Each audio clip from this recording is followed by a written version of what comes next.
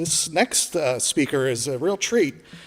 I didn't find out about him until yesterday. I'm not ashamed to admit that I don't know much about Dutch politics. I don't even know how to say his name, Geert, the guy with the white hair. I see him a lot. And I know Thierry Baudet. Those are the only two that I know. He is the founder of the Forum for Democracy International. He's been a member of the Dutch House of Representatives since 2017. And I think I know him because of his courage. We're attracted, if you haven't noticed, to people with courage. And we try to be as courageous as we can be. And Thierry has led the fight in Europe against COVID. He was a leader in that. And he's very opposed to the proxy war with Ukraine and Russia. So please help me welcome Thierry Baudet.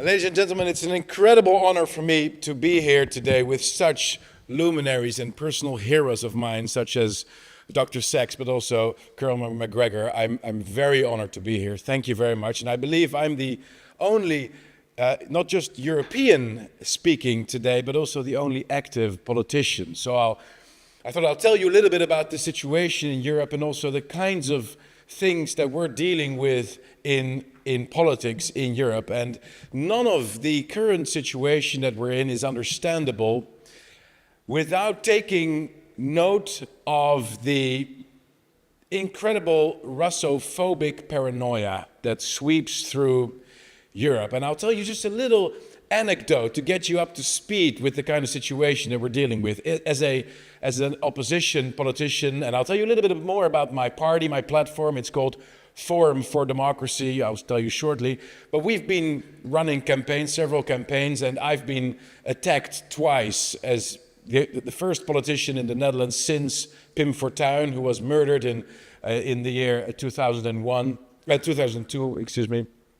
I was attacked twice, first with an umbrella on my head, and secondly with a beer bottle. I survived. I was very lucky, and my head is very stubborn, as most people know. So it was fine. But obviously the perpetrators got a warning from the police, a severe warning, but nonetheless, no serious jail time.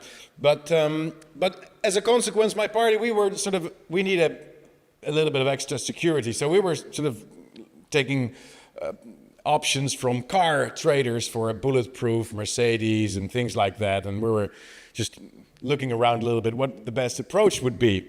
And so we got this Mercedes car, a little bit old, but the car dealer said it was a decent thing. And after about 2 weeks, we were like, oh, this is horrible. We need to send it back. And the car dealer refused to take it back, so we took him to court. And the story, we did get the money back. We were able to send back the Mercedes. But rumor got out that this Mercedes was actually not something that we had acquired as a party, but some clever journalist tracked the number plate and the license and the origins of the car. Lo and behold, it had at some point in its lifespan, and as most of you know, Mercedes cars are more indestructible than the deep state itself. So that they've been going around for some years. And at some point in its lifespan, this bulletproof Mercedes had been owned by some Russian businessman.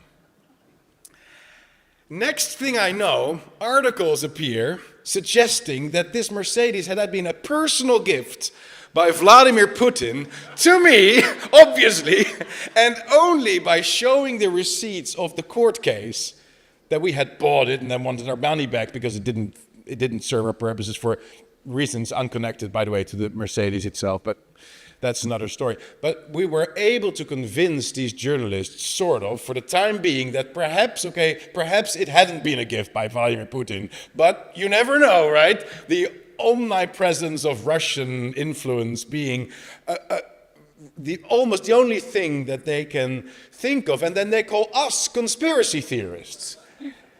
It's absurd. It's really absurd. And that's just another point, but the complete absence of awareness of the tangible and very real influence of Israeli lobbies in European politics And this fake fear for non-existing or hardly existing Russian so-called interference and lobbies, that's a paradox that I just cannot get my head round to understanding. I think it's really very extraordinary how we're constantly watching the Russian spies behind the curtains, and there are none, but we're completely oblivious to the Israeli spies that are very much present, and the trips and the dinners and all the niceties that are being offered to politicians, journalists, and the like, and nobody's talking about it. That's a very interesting dichotomy.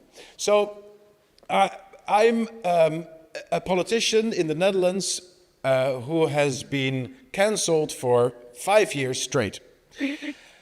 And it goes back a little bit earlier. In 2014, I think you remember, in Britain, there was an announcement by David Cameron that there would be a Brexit referendum.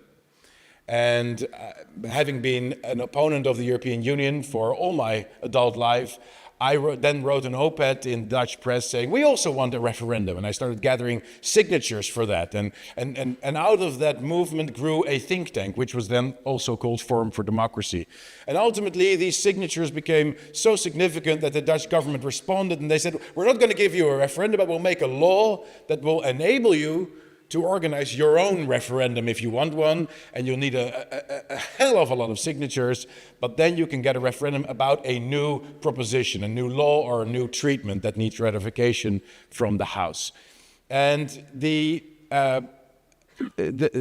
concession had hardly been given, or the association agreement with Ukraine came through. This was obviously an expansion of European Union power. It meant the first step towards NATO accession for Ukraine. They were talking about EU accession of Ukraine. And we were like, this is the kind of thing that we're going to hold a referendum about. So I was in the lead in 2015, gathering signatures. And ultimately, on April 6th, 2016, the Netherlands held a referendum. We achieved the required number of signatures, and we had a referendum about whether or not the Netherlands should ratify the association agreement with Ukraine. And I won this campaign by almost a two-third majority of the voters. Two-third majority of the Dutch voters said, no, we're not going to have this association agreement with Ukraine. We don't have no business there. It's one of the most corrupt countries in the world. It will put us on the brink of war with Russia. We do not want it in the EU. We do not want it in NATO. And funny enough, my main opponent in this fight was a man you all know because he's now the esteemed, as Donald Trump said, the esteemed Secretary General of NATO. It's Mark Rutte from the Netherlands. And Mark Rutte said, Ukraine is never going to join NATO. It's never going to join EU. This is just about trade. And it was about 198 pages or something, this association agreement, and only 5 pages were about trade, and the rest was about military assistance, the security assistance, all that. So everybody saw through this, but the level of lies and the easiness by which they were just making these false promises shocked me at the time. And after we won the referendum, and it was very clear what the Dutch wanted, Mark Rutte said, I'm going to sign it anyway. And the Dutch parliament, I wasn't a member of the parliament at the time, signed the association agreement anyway, and of course the rest is history. This was the definite next step in the escalation of the conflict, and I was so angered by it that I changed my organization, which was a think tank, a referendum organization, into a political party. I ran for office, and then in 2017 I got elected, and the interesting thing was that for 2-3 years, we had no problem reaching the media. We weren't talking about any of the controversial issues. But then came COVID in 2020. And I became the only elected politician in the Western world to have opposed every element of the COVID scam, from the lockdowns to the vaccine mandates. And the scary thing about it, I've written a book about this, it's called The COVID Conspiracy. The interesting thing about it was that from that moment onwards, and I was the largest party both in terms of members at the time and in terms of seats. We have topped the polls we were going to be a government party, we were going to be in government. And it was made very, very clear to me around March, April, May 2020 that I could have, dinners with wine and you can have every position you want. And we can talk about these. And it was made very clear that if I was going to go through opposing the lockdowns and opposing all the things that were happening around COVID, that they were going to do everything they could to destroy me and my party. And so, but I went through anyway because I felt this was the hill I was going to be prepared to die on. And I still am very, very proud of this fight that we fought. And it broke the ascension of my party. It broke our opportunities to be a member of the government in the short run. But we did stand up to these terrible injustices. And I experienced something that I would not have experienced if I wouldn't have done that. And I think it's relevant for this audience to be aware of that. The way in which mainstream politics is in bed with mainstream journalism to keep dissident voices out.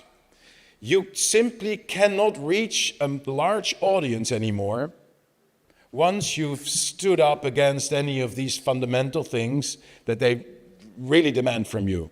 Hatred of Russia, support of COVID, support of Israel, support of the European Union, but mostly primarily these first three.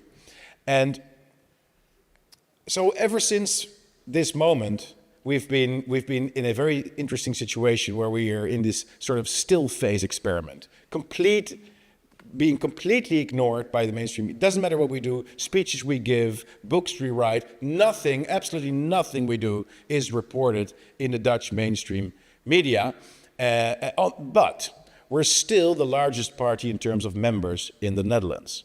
So we have a very captive audience, and the interesting thing is we've recently come out second in a student and school election in the Netherlands. And that's just a little vision of hope that I have, and I think it's also true for this country. I really believe that there's a new generation coming up that is finally beginning to see through these lies that we've been fed and the stories that we're being told, and the idea that we need constant wars to be safe, and the idea that we're taking the vaccine for somebody else, even though it didn't prevent transmission, and that's really an opportunity that I see. So one of the things that I've learned being in politics, and that's a shame, but change does happen, but it just goes a terrible lot slower than we like it to. That's actually everything I wanted to say.